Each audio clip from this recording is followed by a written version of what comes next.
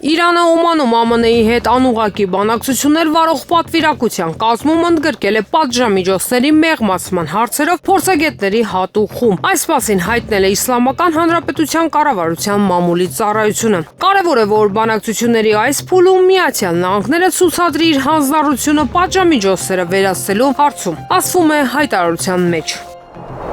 ԱՄՆ նախագահ Դոնալդ Թրամփը, ով ավելի վաղ տիկնոջ Մելանիայի հետ ժամանել էր Հռոմ, մասնակցելու Հռոմի Պապ Ֆրանցիսկոսի հուղարկավորությանը, մտադիր է հանդիպումներ ունենալ Իտալիայի վարչապետ Ջորջիա Մելոնիի, Մեծ Բրիտանիայի վարչապետ Քիր Ստարմերի եւ Վլադիմիր Զելենսկիի հետ։ Այս մասին հայտնում է La Repubblica թերթը։ Զելենսկիի մասնակցությունը միջոցառմանը հարցականի տակ էր, սակայն նրա անունը ըստ հրապարակման գտնվում է տարբեր երկրների պատվիրակությունների թարմացված ցանկում, որը լրագրողներին տրամադրել է Սուրբ Աթոռի մամուլի ծառայությունը։ Թրամփի այցի պաշտոնական երթուղու համաձայն նա կլքի Հռոմը Վատիկանում այսօր կեսօրին տեղի ունեցած թաղման պատարագից անմիջապես հետո։ Նրա մնալը Հռոմում սահմանափակվում է 15 ժամով, հաղորդում է La Repubblica-ն։ Թերթի տվյալներով ենթադրվում է, որ Թրամփի եւ Զելենսկիի հանդիպումը կարող է կայանալ Մոսկվայի ժամանակով 09:00-ի սահմաններում ամերիկյան դեսպանի նստավայրում Տավերնա Վիլայում, որտեղ գտնվում է ԱՄՆ նախագահը։ Ավելի վաղ իտալական լրատվամիջոցները հայտնել են, որ Եվրահանձնաժողովի նախագահ Ուրսուլա ֆոն դեր Լայենը հույս ուներ Թրամփի հետ Հռոմում հանդիպելու։ Ֆրանցիսկոսի հուղարկավորության արարողությանը մասնակցելու են տասնյակ պետությունների եւ կառավարությունների ղեկավարներ, թագադրված ղեկավարներ եւ կրոնական ներկայացուցիչներ։ Հնդկաստանի եւ Պակիստանի զորքերը կրկին կրակ են բացել Ջամուի եւ Քաշմիրի հսկողության գծի երկայնքով։ Ապրիլի 25-ի լույս 26-ի գիշերը Պակիստանի բանակի տարբեր դիրքերից կրակոցներ են եղել Քաշմիրի վերահսկողության գծի երկայնքով։ Հնդկական զորքերը պատասխանել են համապատասխան փոքր զենքերի կրակոցներով։ Զոհերի եւ վիրավորների մասին տեղեկություններ չկան։ Վերջին նման դեպքը տեղի է ունեցել ապրիլի 24-ի լույս 25-ի գիշերը։ Պակիստանի զինվորականները բարձր պատրաստության վիճակի են բերվել այն բանից հետո, երբ Հնդկաստանի իշխանությունները հայտարարել են, որ իրենք կհետապնդեն Պահալգամի հրաձգությանը մասնակցած ահաբեկիչներին։ Գազայի հատվածին Իսրայելի կողմից հասցված հարվածների հետևանքով վերջին 24 ժամում առնվազն 78 մարդ է զոհվել։ Այս մասին հայտնել է Անկլավի առողջապահության նախարարությունը։ Գազայի հատվածում վերջին 24 ժամվա ընթացքում Իսրայելի հարձակումների հետևանքով զոհվել է առնվազն 78 մարդ, ավելի վաղ փլատակներից դուրս են բերվել եւս 6 զոհերի մարմիններ։ Գերատեսչությունը նաեւ հայտնել է, որ անցած 24 ժամվա ընթացքում առնվազն 168 վիրավոր է տեղափոխվել Անկլավի հիվանդանոցներ, սակայն պարզաբան է, որ ռմբակոծությունների ժամանակ ավերված շենքերի փլատակներում մնացել են բազմաթիվ զոհեր։ Բացի այդ, առողջապահության նախարարությունը հայտնել է, որ 2023 թվականի հոկտեմբերի 7-ից առնվազն 51439 պաղեստինցի է զոհվել, եւս 117416-ը վիրավորվել է տարածաշրջանում Իսրայելի ռազմական գործողությունների հետևանքով։ 2025 թվականի մարտի 18-ից զոհերի թիվը հասել է 2062-ի, վիրավորների թիվը 5375-ի։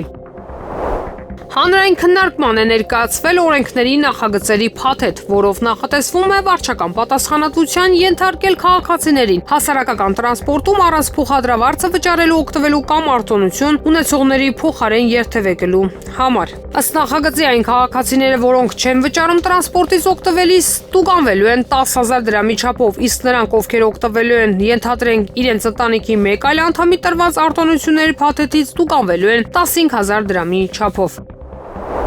Սյունիքում այսօր մահացած զինծառայողը Արտուր Ավետիսյանն է, բանակ է զորակոչվել 9 ամիս առաջ։ Արտուրը Սիսիանի Աշոտավան համայնքից էր։ Համայնքից հայտնեցին, որ Արտուրը տան միակ որդին էր, ուներ 1 քույր։ Ազգային ժողովի նախագահ Ալեն Սիմոնյանը կարգադրություն է ստորագրել։ Ղեկավարվելով Ազգային ժողովի կանոնակարգ սահմանադրական օրենքի 6-րդ հոդվածի 2-րդ մասի 3-րդ կետով Հայաստանի Հանրապետության աշխատանքային օրենսգրքի 163-րդ հոդվածով եւ Հայաստանի Հանրապետության Ազգային ժողովի падգամավորի գործունեության երաշխիքների մասին օրենքի 10-րդ հոդվածի առաջին մասով կարգադրում է։ 2025 թվականի ապրիլի 25-ից 30-ը ներառյալ գտնվելու է ամենամյա արձակուրդում։ 2025 թվականի ապրիլի 25 25-ից 30-ը ներառյալ ազգային ժողովի նախագահի պարտականությունների ժամանակավոր կատարումը հազարարել ազգային ժողովի նախագահի տեղակալ Հակոբ Արշակյանին, ազգային ժողովի աշխատակազմի ղեկավար գլխավոր քարտուղար Դ. Առաքելյանին Հայաստանի Հանրապետության օրենսդրությամբ սահմանված կարգով ապահովել համապատասխան վճարման կատարումը։ Պակիստանի վարչապետ Շեհբազ Շարիֆը շաբաթ օրը հայտարարել է, որ Իսլամաբադը բաց է ցանկացած շեզոք եւ թափանցիկ հետաքննության համար։ Փահալգամի հարձակման, որի հետևանքով զոհվել է 26 մարդ, Պակիստանը բաց է ցանկացած շեզոք թափանցիկ եւ վստահելի հետաքննության համար, ասել է Շարիֆը Աբոթաբադում ռազմական ակադեմիայում տեղի ունեցած արարողության ժամանակ։ Միաժամանակ նա ասել է, որ պակիստանյան ուժերը շարունակում են լիովին ունակ եւ պատրաստ պաշտպանել երկրի ինքնիշխանությունն ու տարածքային ամբողջականությունը։ Հնդկաստանի եւ Պակիստանի միջև վերահսկողության գծի երկայնքով լարվածությունը սրվել է Պահալգամ քաղաքի մոտ տեղի ունեցած ահաբեկչությունից հետո։ Մի քանի զինված անձիկ կրակ են բացել զբոսաշրջիկների վրա, ովքեր ձիավարություն էին անում Բայսարանի հովտում, որը զբոսաշրջության հայտնի վայր է։ Մուսկատում իրանական պատվիրակությունը արտգործնախարար Աբբաս Արաղչիի գլխավորությամբ մեկնել է ամերիկացի ներկայացուցիչների հետ բանակցությունների վայր։ Այս մասին հայտնում է Իրանի պետական հեռուստատեսությունը։ ԱՄՆ եւ Իրանի միջև անուղղակի բանակցությունների երրորդ փուլը տեղի կունենա Օմանի մայրաքաղաքում, որի իշխանությունները հանդես են գալիս որպես միջնորդ Իսլամական Հանրապետության միջուկային ծրագրի շուրջ ստեղծված ճգնաժամի կարգավորման գործընթացում։ Շաբաթ օրը նախատեսված են բարձր մակարդակի քաղաքական բանակցություններ, որոնք կսկսվեն փորձագետների հետ տեխնիկական խորհրդակցություններին զուգահեռ։ Քաղաքական բանակցություններում Իրանի պատվիրակությունը կգլխավորի Արաղչին, իսկ ամերիկյան պատվիրակությունը նախագահի հատուկ բանագնաց Սթիվեն Ուիթկովը։ Պետքարտուղարության քաղաքականության պլանավորման տնօրեն Մայքլ Անտոնը կգլխավորի տեխնիկական խորհրդատվությունների փորձագիտական խումբը։ Իրանը խորհրդակցական հանդիպմանը կներկայացնեն փոխարտգործնախարարներ Մաջիդ Թախտ Ռավանչին եւ Քազեմ Ղարիբաբադին։ Մինչ այդ Արաղչին կհանդիպի Օմանի իր գործընկեր Բադր Ալ-Բուսայիդիի հետ։ Պաղեստինյան Համաս շարժումը ձգտում է հնգամյա զինադադար հաստատել Գազայի հակամարտության շուրջ համաձայնագրի շրջանակներում, հայտնում է Against French Press-ը վկայակոչելով շարժման անանուն ներկայացուցչին։ Համասը պատրաստ է գերիների փոխանակմանը մեկ գործողության շրջանակներում եւ հնգամյա զինադադարի ներկայացուցչի խոսքերն է մեջբերում գործակալությունը։ Մարտի 18-ի գիշերը Իսրայելի պաշտպանության բանակը վերսկսել է հարվածները Գազայի հատվածում։ Իսրայելի վարչապետ Բենյամին Նեթանյահուն ասել է, որ հարձակումները շարունակվում են, քանի որ Պաղեստինյան Համաս շարժումը հրաժարվել է ընդունել հրադադարը երկարաձգելու եւ պատանդներին ազատելու ԱՄՆ ծրագիրը։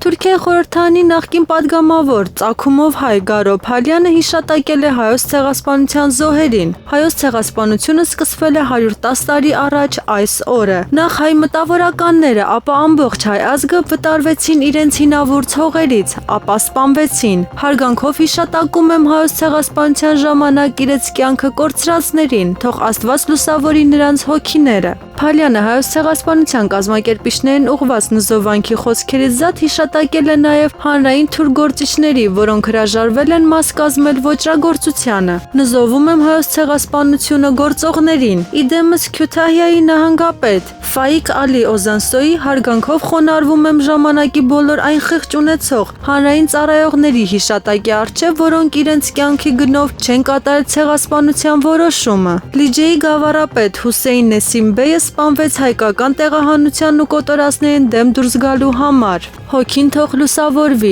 Այս երկիրը ոչ թե Թալիաթ Փաշաների, այլ Հուսեյն Նեսիմի բեյերի երկիրը պետք է դարձնենք։ 110 տարի անց ցեղասպանության ճարտարապետ Թալիաթ Փաշայի անվան փողոցներում ենք քայլում։ Թալիաթ Փաշայի անվան դպրոցներում ենք մեր երեխաներին սովորելու տալիս։ Եթե Գերմանիայում այսօր Հիտլերի անվան պողոտաներ լինեին, Հիտլերի անվան դպրոցներում երեխաները սովորեին, ինչպիսի Գերմանիա կլիներ։ Ահա այդպիսի Թուրքիայում ենք ապրում, հավելել է Փալյանը։ Իսկ այժմ եղանակի մասին։ Երևանում ապրիլի 26-ի երեկոյան 27-ի գիշերը սպասվում է անձրև եւ ամպրոպ։ Ապրիլի 28-ից 30-ին հնարավոր է կարճատև անձրև եւ ամպրոպ։ Ամպրոպի ժամանակ քամուշ գնացում 17-ից 20 մետր/վայրկյան արագությամբ։ Ապրիլի 27-ից ցերեկը մայիսի 1-ին սպասվում է առանց ստեղումների եղանակ։ Մարզերում ապրիլի 26-ի երեկոյան 27-ի գիշերը շրջանների զգալի մասում սպասվում է անձրև եւ ամպրոպ։ Առանձին հատվածներում Հորդառատ։ Ապրիլի 27-ից 3-ը, 28-ին 30-ին, մայիսի 1-ին առանձին շրջաններում սպասվում է կարճատև անձրև եւ ամպրոպ։ Քամին հարավ-արևմտյան հատվածում 2-ից 5 մետր վարկյան արագությամբ։ Ամպրոպի ժամանակ սպասվում է քամուշ գնացում 18-ից 22 մետր վարկյան արագությամբ։ Օդի ջերմաստիճանն ապրիլի 26-ից 3-ը կբարձրանա 3-ից 5 աստիճանով։